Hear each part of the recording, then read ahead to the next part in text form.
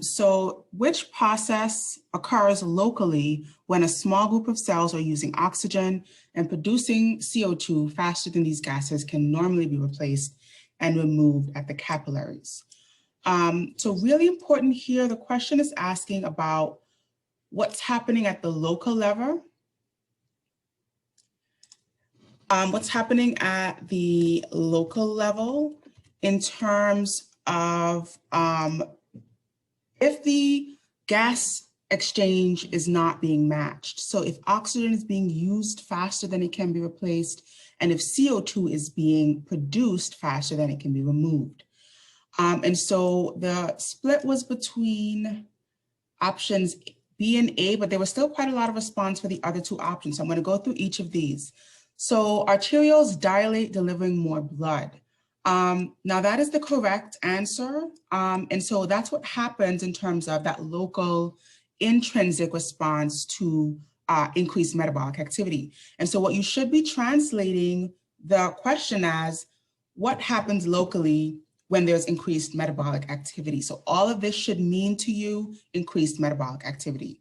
And so when we have increased metabolic activity, and again, really specifying here at the local level, what do these tissues do locally? They allow the arterioles to dilate, and that brings in more blood so that the gas exchange can be matched.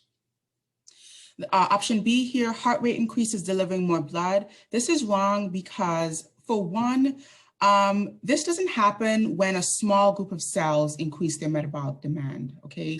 Things like heart rate increasing and more of a systemic increase in metabolic demand is what's going to give you that increase in heart rate and that increase in cardiac output, okay? So things like exercise, or if you're in fight or flight mode, if you're just generally cold, sometimes that can do it. So that's going to be more of a systemic or widespread response. So really zoning in here on the part where it says a small group of cells. So let's say one tissue or a small cluster of cells in a specific tissue are increasing their metabolic demand. That's not enough to warrant the entire heart rate to increase, cardiac output to increase. That's going to be more of a systemic response, okay? Option C, the autonomic system causes vasodilation, delivering more blood. So this is somewhat correct. We know that the sympathetic system does play a role in increasing, actually, no, this is not correct, right? Because the autonomic system does not cause vasodilation. So this almost tripped me up as well. The autonomic system only causes vasoconstriction, really, right? And so this is not correct in terms of that sympathetic response. The other reason this is wrong is because, again, this is what's happening locally. So this is going to be an extrinsic response. And then here we're asking specifically what's happening at the local level. Okay. Option D, anaerobic metabolism occurs due to lack of oxygen. And that's not true. Okay, that's not the response that happens when there's increased metabolic demand. The cells don't just switch over to not, doing without oxygen. They find ways to increase flow to clear that CO2 and to bring in more oxygen. Okay, so I really want to explain why these other options, although they look tempting, and I think that's why there was a lot of, responses for each of these, really understand the question and translate what the question's asking. What happens in this specific area to this small cluster of cells when the metabolic demand increases, okay? The arterioles will dilate and bring more blood in to those tissues. So the answer here should have been A, okay? Let's look at another one here. I'm gonna launch again. I think we have 3 more questions in this series and then we'll move on.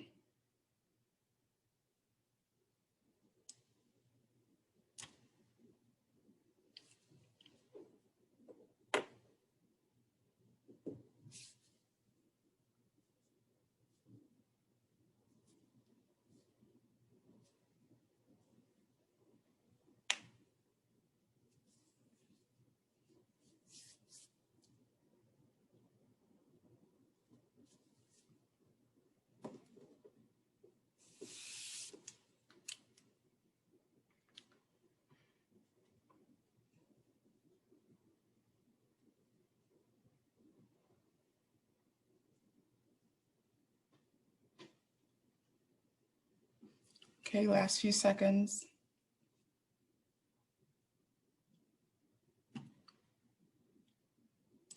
All right, let's take a look. Okay, which is not a force that directly drives fluid into, in other words, absorption, and out of filtration, the capillaries. So essentially, what are the forces that act on the capillary wall? A lot of response for D, which is correct. The ionic driving force caused by ions in the blood. So we know that that's not true. This is actually describing what type of force? Does anyone remember what type of force this is describing of our two main driving forces or two types of driving forces?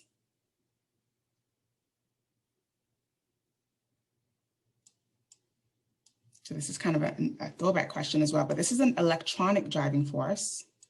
And so that's going to be produced by the charge of particles and the charged ions, such as sodium, potassium, and so on in the blood. And that does not influence movement across the capillary wall, okay? Absorption and filtration.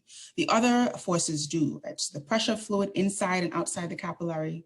We know that's going to be the hydrostatic pressure. The osmotic pressure caused by solids that cannot pass out of the capillary, also one of our Starling forces there. And then the osmotic pressure in the caused by solids that cannot pass into the capillary. So again, solids that cannot move do exert that osmotic pressure. And then A is going to be the hydrostatic pressure. So these are all of our Starling forces. The electronic force or the charge of a particle does not influence the Starling forces or absorption and filtration. Okay, let's look at one other question here. We've got two more.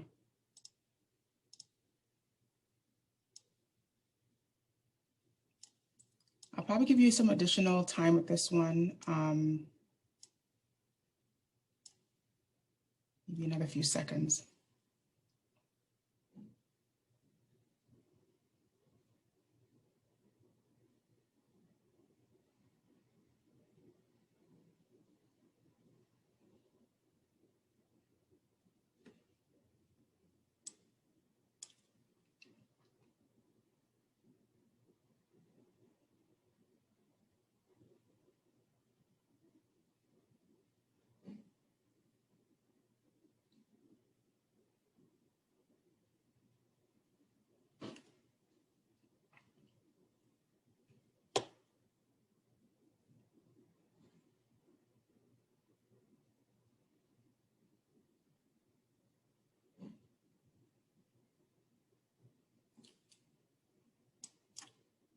Okay, I'll give an additional 10 seconds here for this one.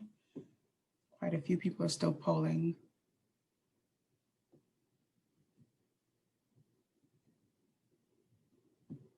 Okay, let's go ahead and look at the answers here.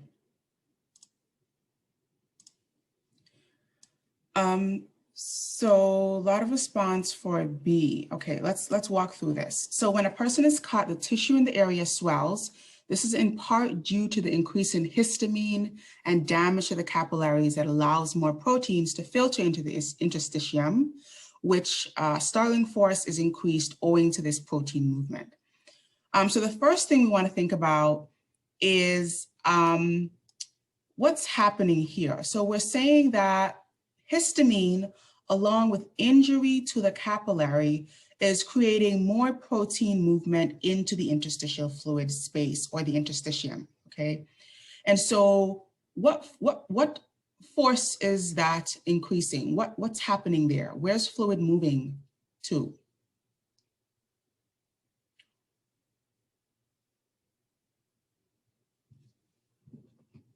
Can anyone kind of, first of all, where's that space? We're in the interstitial fluid space, right? And which of our two forces is that going to influence? The presence of proteins in this interstitial fluid space.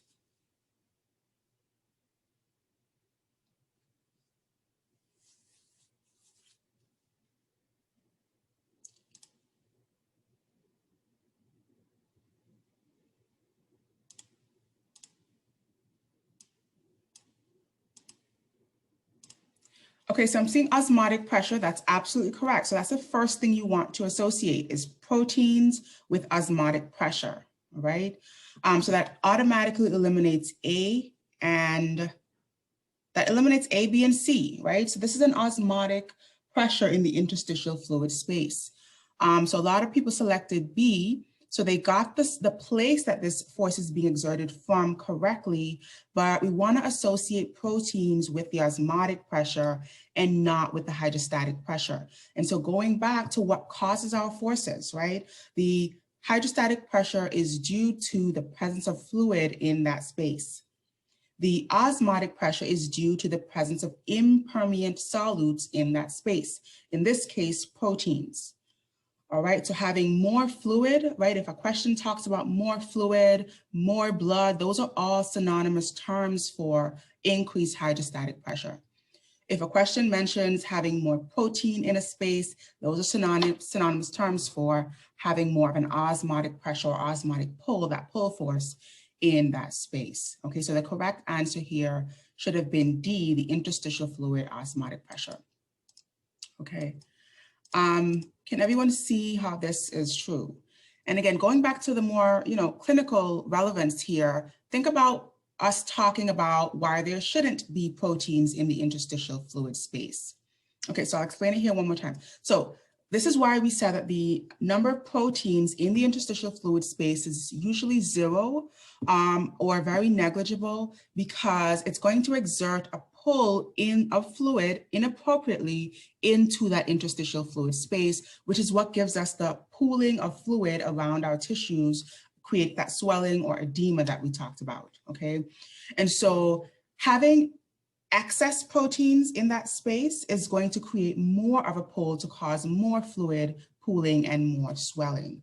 And so we really want to make the connection here between proteins and the osmotic pressure, and fluid and the hydrostatic pressure, okay? If a question mentions more protein in the capillary, that's more of a capillary osmotic force. More proteins in the interstitial space, that's more of an interstitial fluid osmotic force or pressure, okay?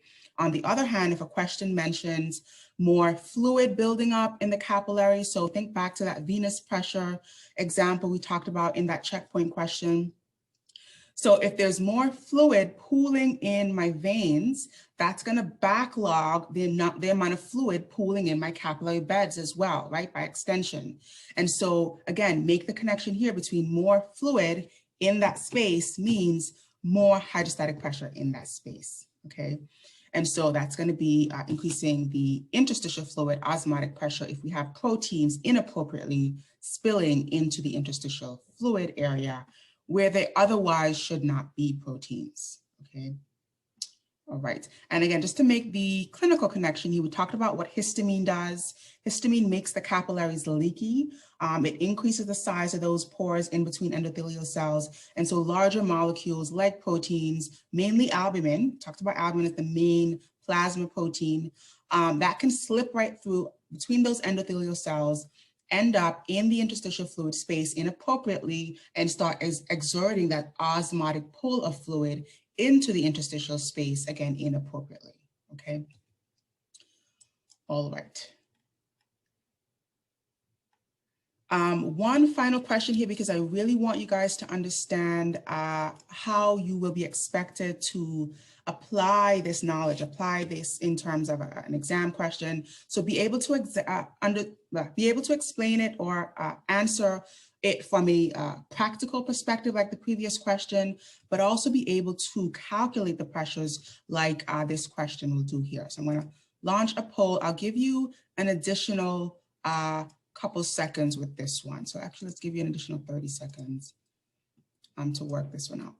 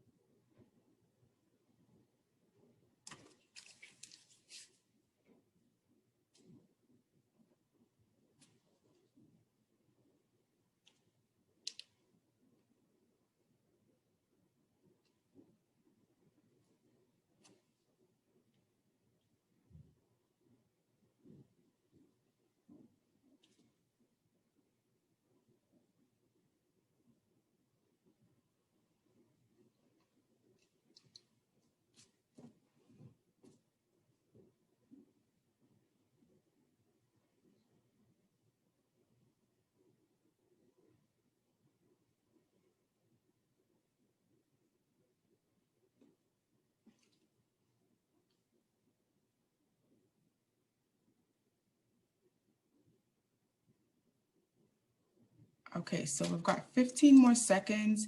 Can you guys give me a thumbs up, thumbs down, how you're doing with that time? I know this is a bit more of a complex question. Okay, so I'm seeing some thumbs up here. Okay, good. All right, so do this, do this.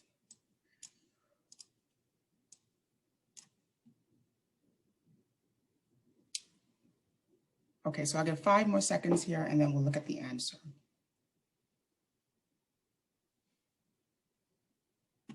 All right. So the question basically gave us our values for each of the Starling forces and then asked to calculate the net filtration pressure. I'm seeing the majority of the response for E, and I want someone to kind of walk us through how they got to that.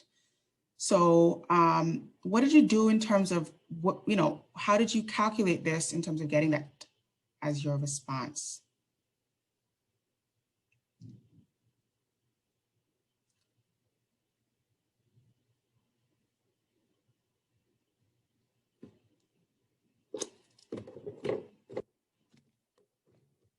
So actually, let me try to illustrate this here.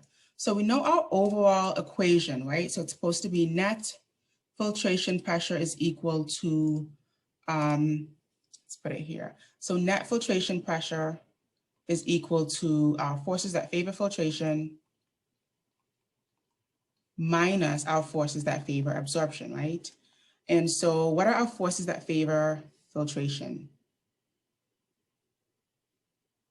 What's going to help move fluid from the capillary into the interstitial fluid space?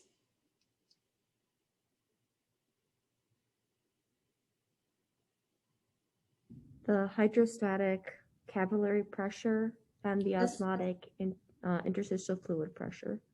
Perfect, thank you. So capillary hydrostatic pressure, that happens to be 30 here. And the interstitial fluid oncotic or osmotic pressure, which happens to be 10. Okay, so really make sure you're able to comfortably discern which force is going to favor movement of fluid from capillary out into the interstitial fluid space or filtration, okay? What forces favor absorption? So it's going to be the other two, right? So that's going to be our interstitial fluid hydrostatic pressure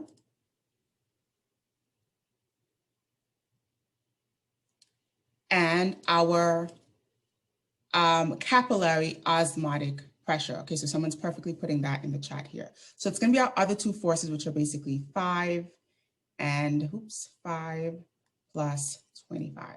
Okay, so then we just net this out with some simple math. So this is going to be, can't do simple math. This is going to be 40 on this side. And then the other side is going to be 30, which is that's how we get our 10. Okay, my pointer's not cooperating, but hopefully you can see that here. So this is 40 minus 30, and that's where we get 10 from. Now, two things here. This is a positive value that tells us it's filtration that's being favored. Also, filtration is a bigger number, right? So there are two ways that you can discern what this is overall favoring, and it's favoring filtration. This is a positive value, and then this is the bigger of the two forces.